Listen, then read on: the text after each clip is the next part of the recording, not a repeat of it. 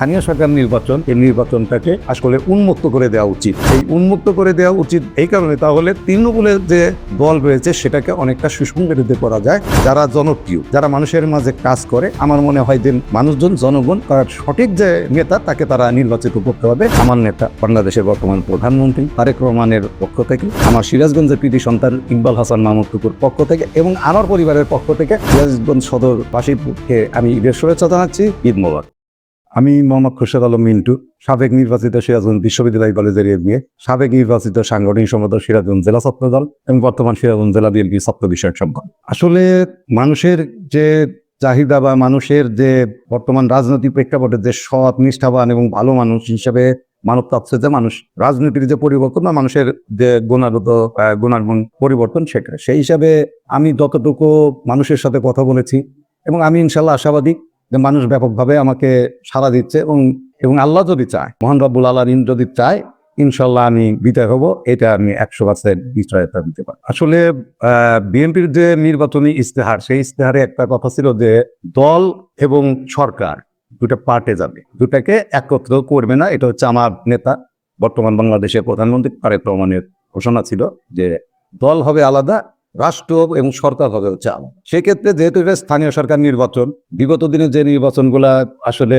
সরকার সমর্থিতভাবে হয়েছে, এখানে অনেক বিশৃঙ্খলা সৃষ্টি হয়েছে। অনেক আমরা দেখেছি যে ভোট ডাকাতি হয়েছে, হত্যা হয়েছে, মারামারি হয়েছে। এটা আমার মনে হয় না যে বর্তমান তারেক রহমান মানুষের যেহেতু 5 বছর উনি এই বিতর্কিত সিদ্ধান্ত নেবে, এটা আমার মনে হয় না।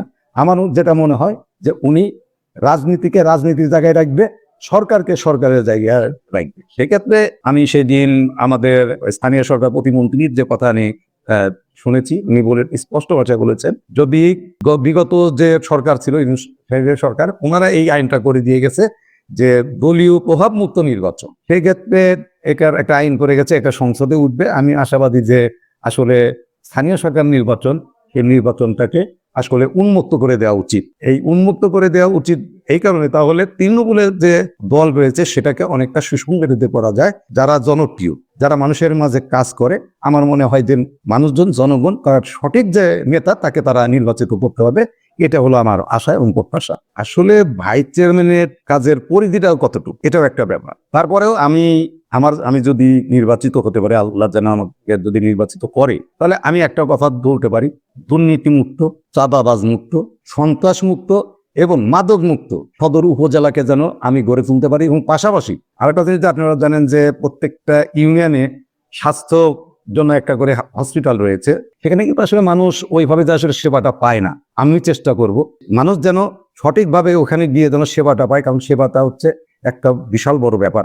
এইটা যেন নিশ্চিত করা যায়, আমি সেই জন্য কাজ করব। পাশাপাশি যোগাযোগ যে ব্যবস্থাগুলো রয়েছে, সেই যোগাযোগ ব্যবস্থার জন্য আমি কাজ করব। তবে আমার সবচেয়ে বেশি যে জিনিসটা কাজ করব সেটা হলো যে চাঁদাবাজি, সন্ত্রাস, কিশোর গ্যাং, এদের যে দূরত্বটা হয়েছে। এবং আরেকটা জিনিস আমার চাওয়া থাকবে মানুষের কাছে, সেটা হলো যে পরিবারে মাদক সেবন যারা করে, মাদক বিক্রি যারা করে, সেই পরিবারে কেউ যেন নির্বাচন করতে না পারে। এটা আমার সরকারের কাছে এমন অনুরোধ থাকবে।